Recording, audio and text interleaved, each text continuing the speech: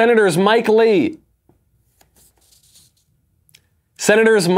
and Joni Ernst have unveiled a new conservative welfare program to address the problem of low birth rates, paid parental leave. We will examine how the road to hell is paved with good intentions. Then, Alexandria Ocasio Cortez embarrasses herself. I know you're shocked. This time in front of Wells Fargo CEO Tim Sloan. And the co-founder of Greenpeace warns that the Green New Deal will destroy civilization. I'm Michael Knowles, and this is The Michael Knowles Show.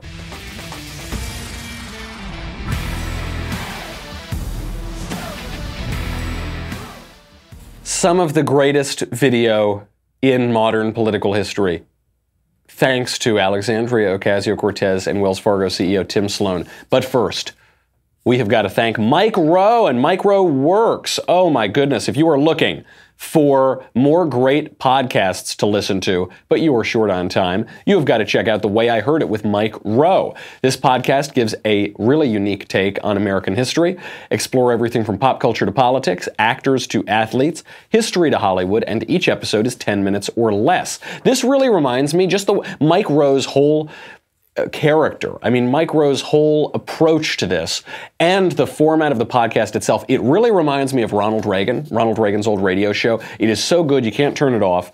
Mike Rowe presents stories for the curious mind with a short attention span. Isn't that all of us? His storytelling is reminiscent of the late Paul Harvey's The Rest of the Story, and it's just really clever. It's the #1 short-form podcast in America. It's been downloaded more than 87 million times. Start off with episode 36, which is called Oh Brother. Listen, I'm a history buff, so I actually know I know a lot of the background to these stories, and this one even had me guessing. I thought, gosh, what is it? You don't quite know what the ending is until you get there. You don't quite know exactly who you're talking about. It's about a sibling rivalry between a man and his golden child brother.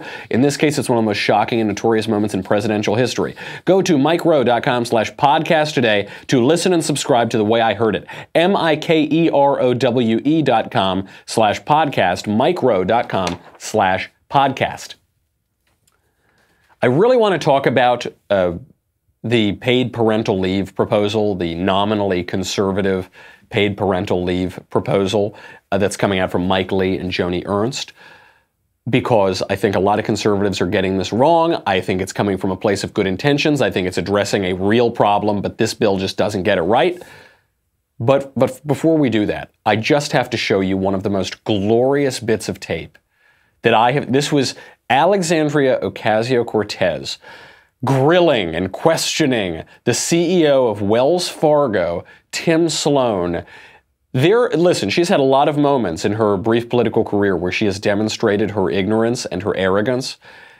None even comes close to this exchange. Here's how she begins.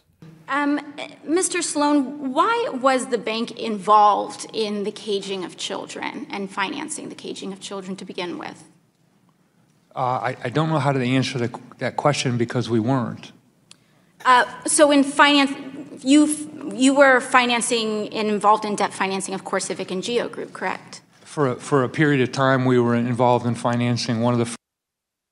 He goes, yeah, for a period of time we were financing one of these firms, you know. She said, well, that firm then got a contract with the federal government, in part with law enforcement. You cage children.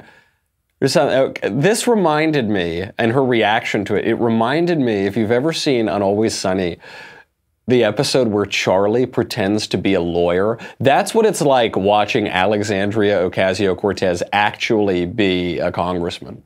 What do you got? Let me handle this, Frank. It's not Bullbird. He's making a few good points. Look, buddy, I know a lot about the law and various other lawyerings. I'm well educated, well versed. I know that situations like this, real estate-wise, they're very complex. Actually, they're pretty simple. The forms are all standard boilerplate. Okay, well, we're all hungry. We're gonna get to our hot plate soon enough, all right? But let's talk about the contract here. Sorry, I forgot. Where did you go to law school again? Well, I could ask you that very same question. I went to Harvard. How about you? Where? Yeah. I'm pleading the fifth, sir. I'd advise that you do that. And I'll take that advice into cooperation, all right? Now, let's say you and I go toe-to-toe in bird law and see who comes out the victor. You know, I don't think I'm going to do anything close to that, and I can see clearly you know nothing about the law. It seems like you have a tenuous grasp on the English language in general. Okay, well, filibuster. Do you know what that word means? Yep. Yeah, what's that mean?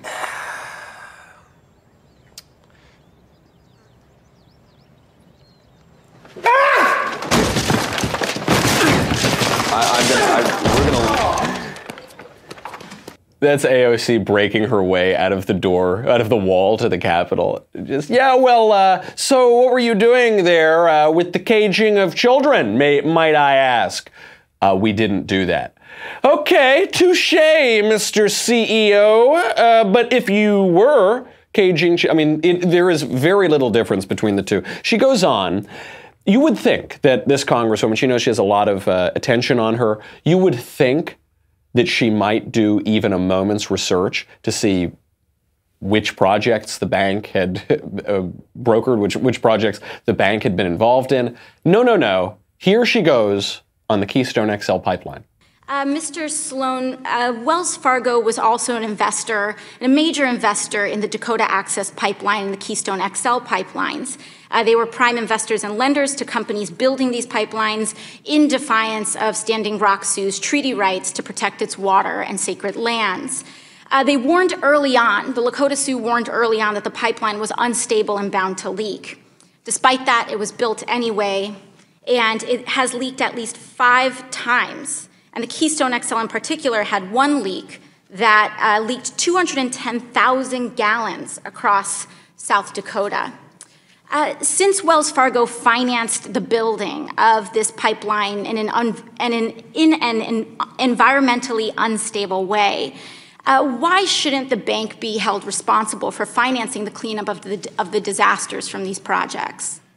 Which pipeline are you referring to? Either. So we were not involved in the financing of the XL pipeline. We were one of the 17 or 19 banks that was involved in the financing of the Dakota Access Pipeline. Okay, so Wells Fargo hasn't financed any company associated with the Keystone XL pipeline? No, I didn't say that. I said we're not involved in financing that pipeline specifically. Okay, so let's focus on the Dakota Access Pipeline. Okay. Well, so I guess someone should have told me about that, but okay.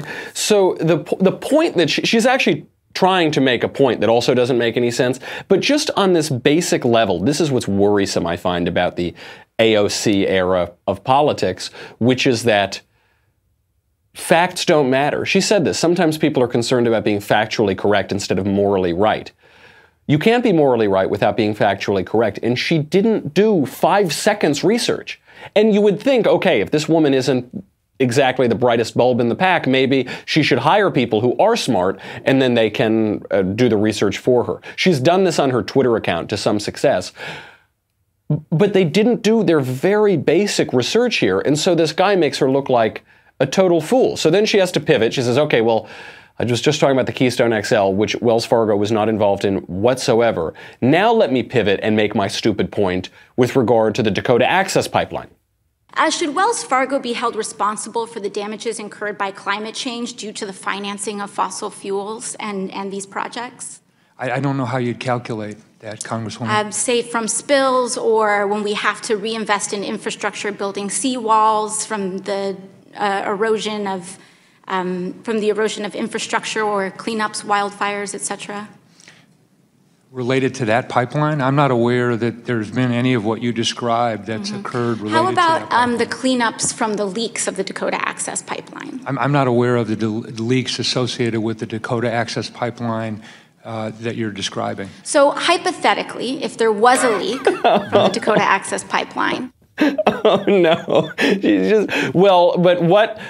Shouldn't you have to pay for Armageddon when Armageddon happens? Ma'am, I'm not aware that Armageddon has happened. Yeah, okay, well, but hypothetically, and the hypothetically is so devastating.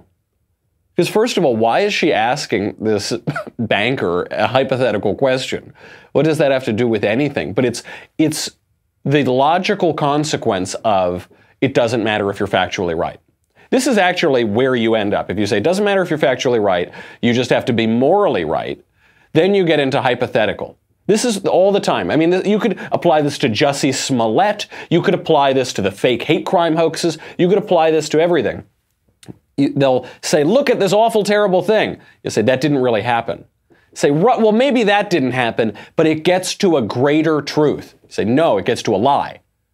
It didn't happen, and so now it's a lie, and you're trying to have me defend a lie. So now she goes into this. She gets into the greater truth, and she says, hypothetically, aren't you on the hook? Hypothetically, if there was a leak from the Dakota Access Pipeline, why shouldn't Wells Fargo pay for the cleanup of it, since it paid for the construction of the pipeline itself? Because we don't operate the pipeline. We provide financing to the company that's operating the pipeline. Our responsibility is to ensure that at the time that we make that loan, that customer, and we have a group of people in Wells Fargo, including an environmental oversight group headed by one of my colleagues who used to be at the EPA. So one question, why did Wells Fargo finance this pipeline when it was widely seen to be environmentally unstable? Again, the reason that we were one of the 17 or 19 banks that financed that is because our team reviewed the environmental impact, and we concluded that it was a risk that we were willing to take. Thank you. Absolutely devastating. The question she's asking is, why is the bank not liable if some accident happens with a project that the bank finances? And his answer is, because we're a bank. We're not building the pipeline. We're not operating the pipeline. She says, yeah, but what's a bank? Well, Ms. Ocasio Cortez, a bank provides liquidity to markets. We are extending financing to other people who are engaging in other products. She a few weeks ago came out and proved that she doesn't know what a tax incentive is. She thought what a tax incentive is you say, okay, you can come here, you're going to do business here, you're going to owe taxes to the municipality or the state or the government, and in exchange for you coming here to do that business and create all of these jobs, we're going to lower your tax bill a little bit. That's what a tax incentive is. It's not a pile of slush money that's just sitting in a drawer and we'll say, if you come here, we'll give you a bunch of money. That's what she thought a tax incentive is. Now we find out she doesn't know what a bank does. This woman is a legislator in our federal government. And what this reminds me of is that moment, I remember this a number of years ago, whenever it was, Lloyd Blankfein, the CEO of Goldman Sachs, was testifying, I believe before Congress. And it was just a ton of idiots asking him stupid questions, and Lloyd Blankfein, who's smarter than all of them combined, just sitting there sort of rubbing his head in annoyance. This man, I mean, this is the difference between the public and the private sector, right? You look at a guy like Tim Sloan, this guy's running Wells Fargo. This is not an easy job to get. You got to be super smart, very educated, very hardworking. This guy is running this major financial institution. Then you have a 29-year-old bartender who lived with her parents until 2.5 years ago. And she is trying to grill him. She's trying to own him. She wants a video that says, AOC owns the Wells Fargo bank guy. It is not possible. And it's a real problem with government because the kinds of people who are super smart and super ambitious and want to make a lot of money and are really educated tend to, not all the time, but tend to do what Tim Sloan did. Move in that direction. Go into the private sector. Go where their talents can be rewarded. And people who are subpar as a matter of intelligence, as a matter of education, as a matter of work ethic, tend to go into the government. Not true all the time. Some of the greatest men in history have been statesmen. Pericles was very smart. Winston Churchill, Ronald Reagan, plenty of very smart, educated, noble, hardworking people in government. But generally speaking, that's the breakdown. And it just shows you, where do you want most of a country's resources to be placed? Where do you want most of the decision-making power in a country? Do you want it divided up among free people who are ambitious and smart, following their own self-interest, following the interest of their families and their friends and their communities? The far greater percentage of people, the overwhelming majority of people who are like Tim Sloan? Or do you want it in a bunch of dumb, uneducated, uncurious, lazy bureaucrats? This video is one of the great clips for small government in the history of film. Now, Speaking of small government conservatism, we will analyze why Mike Lee and Joni Ernst's new paid parental leave policy is wrong-headed. But first, let's make a little money, honey, with Ring. Ring's mission is to make neighborhoods safer. You might already know about their smart video doorbells and cameras that protect millions of people everywhere. Ring helps you stay connected to your home anywhere in the world. So if there's a package delivery or surprise visitor, you'll get an alert and be able to see, hear, and speak to them all from your phone. That is thanks to the HD video and two-way audio features on Ring devices. So, you know, we here at the Daily Wire love Ring. We all have Ring. I give Ring to my friends. Senior producer Jonathan Hay the other day comes in. He shows me. He says, you got to see what happened at 3 in the morning. At 3 in the morning, these two whacked-out druggies ring his doorbell. He wakes up, he looks at his phone, goes through his Ring doorbell. He says, yeah, hello? And these two people, doped up out of their minds, say, oh, hey, so where's I heard there's a drug shelter nearby. Obviously, these guys were just trying to see if he was home. They were going to rob the place, the most incompetent burglars in history. But he was able to talk to them, wake up, scare them off, know that they were there, go downstairs, turn the lights on, let him know that someone was actually home. I've heard a lot of stories like this, and I got to see it with my own eyes. As a listener, you have a special offer on a Ring starter kit available right now with a video doorbell and motion-activated floodlight cam. The starter kit has everything you need to start building a ring of security around your home. Just go to ring.com/Knowles, Knowles, ring.com/Knowles. All right, we have a new conservative welfare program today. I put the word conservative in quotes. This is from Mike Lee, one of the great senators. I'm a huge admirer of Mike Lee, but he's getting this one wrong. It's from Joni Ernst. The bill is called the Cradle Act. Ugh, these acronym bills, they're just so... The Child Rearing and Development Leave Empowerment Act. Thank goodness these people went into government and not into poetry.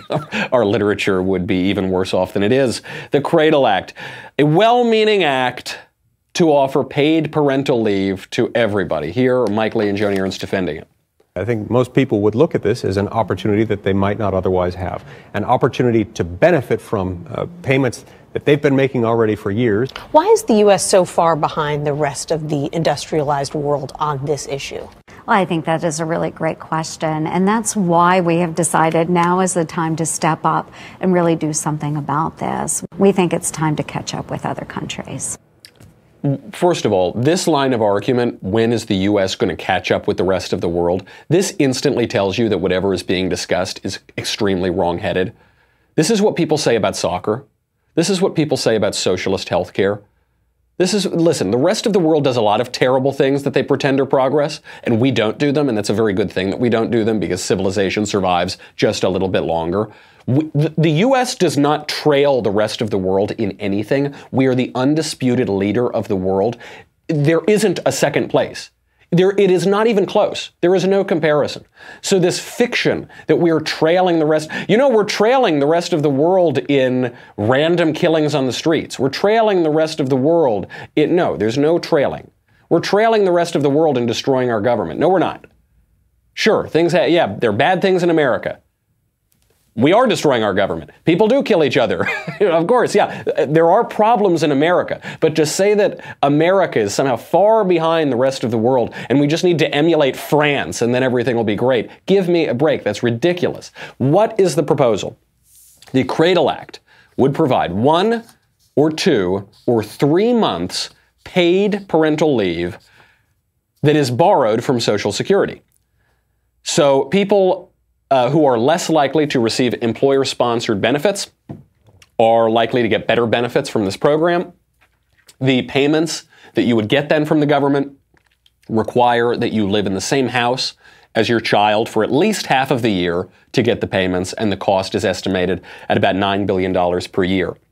Although very likely this is a low estimate. Other people are putting that cost at maybe twice that.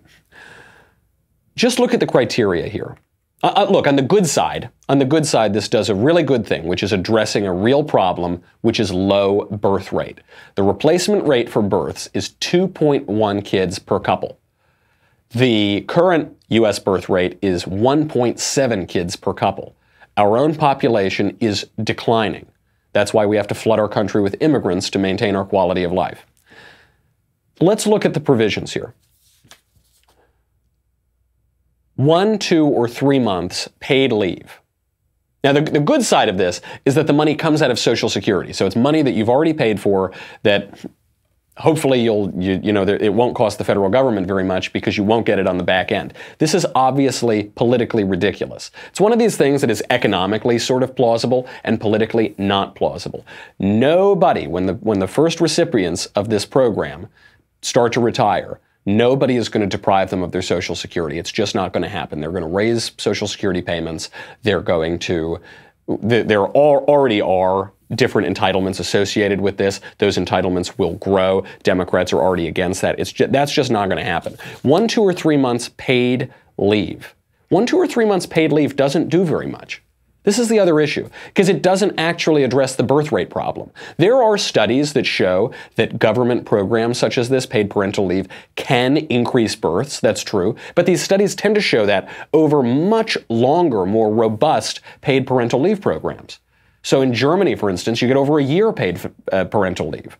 And in Russia, similar thing, much longer paid parental leave program, it will increase births. But we're not talking about over a year. We're not talking about 12 or 14 or 16 months. We're talking about at most 3 months. Is anybody really going to say, oh, hey, look, it looks like I'll get somewhere around 6 weeks paid parental leave, so let's start having more kids, Johnny. Yeah, I'll get to stay home with my kid for like 8 weeks, and then I have to go back. Oh, that way we've bonded. That way the cost of childcare doesn't matter. No, of course not. No way. There's no evidence that that amount of time does anything to birth weights. And also, by the way, 1 to 3 months is nothing. This is the other issue. I suppose the idea here is you have a kid, and then you want to bond with your kid. Is there any evidence that staying home with your kid for a month and then shoving him off to daycare and you go back to work, that solidifies the bond and, okay, everything's good now? Or is there any evidence that you take 1 month to bond with your kid and then you shove him off to daycare, that saves you a lot of money? No, the kid's going to be in daycare until he's like 4 or 5. 1 month out of that is nothing. 1 month out of what, 48? 60 months? No, that's not going to save you a lot of money. Also, Democrats are already trying to make this a much wider entitlement. So now Democrats don't want to just limit this to parents. They want to make it about sick relatives, too. They want sick leave. So Kirsten Gillibrand, who I guess is running for president, no, I mean, she's probably not going to make it to the first debate, but she's now got this bill, the Family and Medical Insurance Leave Act, family and medical. And this would give 12 weeks paid family leave through the payroll tax. So it's not coming out of your Social Security. It's going to come through the payroll tax. And what's going to happen? You're going to get the downside of the Democrats doing what they've done for decades, which is demagogue the issue of Social Security, say that Republicans want to throw Granny off a cliff, they want to rob you of your entitlement. You're going to get that with really no tangible benefit. I'm highly skeptical that this is going to increase birth rates. It's not going to alleviate financial strain on middle class and lower middle class and working class families who have kids who need to go to work and need to pay for childcare. What does it accomplish? It's a little feel-good thing because somebody in the President Trump orbit decided that it was a good idea for conservatives to embrace pointless welfare programs. And I think everybody's just too timid to point out to those people that that's a bad idea and a leftist idea and it's not even going to work. It's just a bad idea. The question you have to ask is, what is the purpose of the law? The purpose of the law is not to give people more money, like Kirsten Gillibrand seems to think. The purpose of the law is not to make it easier for mothers to have it all. It's not the purpose of it very explicitly should be to increase the birth rate because we have an unsustainably low birth rate right now. And a country can't survive if you don't have babies. The purpose of the law is to encourage people to have children. Will this law achieve that? No. Now, how do you achieve that then? I guess you could go in the really socialist direction and say, we're going to give you 1 year, 2 years maybe, paid family leave. Why not? Why stop at 1 year? Let's go all the way to 2 years. We will pay women, although in this day and age, you're going to have to pay men to do it too. And actually in this day and age, because single mothers and gay couples can adopt children, because basically anybody can adopt children, now you're looking at a whole population. Say, we'll offer you 2 years paid leave if you have a kid or adopt a kid. That creates a pretty weird incentive, doesn't it? And if you include adoption in this, as the bill does, then that doesn't increase the birth rate, does it? Maybe it does. Maybe it has some secondary effect on abortions, but that connection is very dubious. I mean, this is the trouble with big government programs, is you have all these secondary questions that come up, all of these weird incentives that crop up.